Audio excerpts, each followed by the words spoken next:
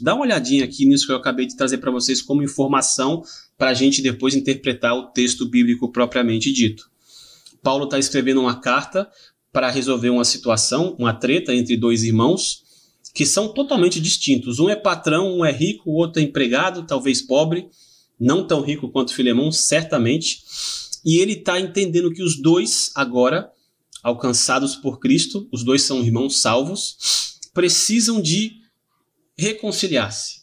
Então Paulo não está preocupado em, entre aspas, tá? Puxar o saco de Filemão. Ele também não está preocupado em se condoer com a situação de Onésimo e fazer uma espécie de vitimismo. Perceba que o apóstolo Paulo, ele não fica incitando Onésimo a apelar para algum tipo de vitimismo, tá? Ele não faz isso. E ele também não fica puxando o saco de Filemão por ser o cara mais rico da situação, né?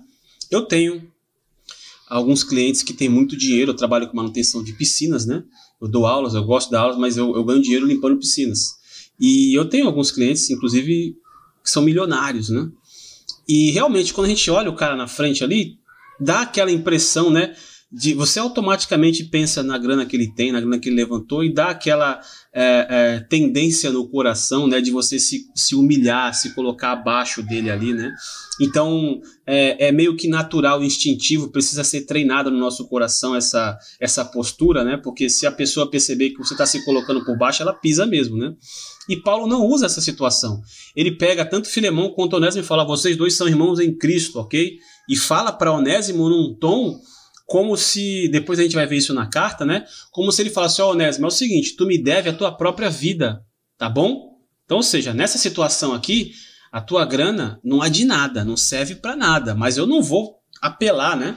Eu sei que você vai se sentir tocado por esse meu apelo e vai receber de volta Filemão, que não é seu escravo, é seu irmão, ok? Obviamente que ele continua sendo escravo, socialmente eles têm essa relação de hierarquia, tá?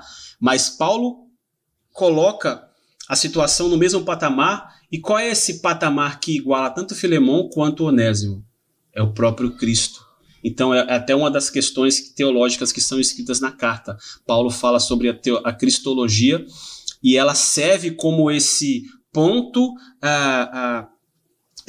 principal, norteador da mediação entre Filemão e Onésimo.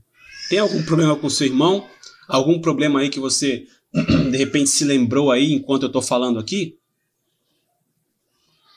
Pensa o seguinte: o que une vocês dois não são as semelhanças, não é o time de futebol, não é o bairro que vocês moram, não é o tipo de comida que vocês comem, mas é o próprio Cristo. E é a partir desse ponto que vocês precisam partir para uma reconciliação de acordo com a palavra. Maravilha? Olha só como a gente aprende, né, com muitas coisas, apenas pegando informações e fazendo algumas inferências simples. Mas vamos seguir aqui.